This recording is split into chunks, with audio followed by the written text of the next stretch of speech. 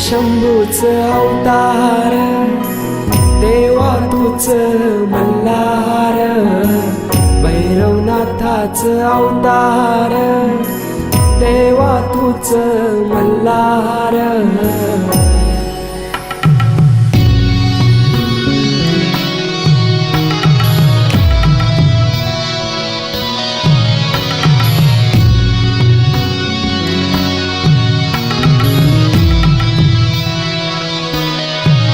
ठेवून बाणाई पहिल्या पायरीला, घेऊन मानसा देवी संगतीला, वध करूनी मनी मल्हार.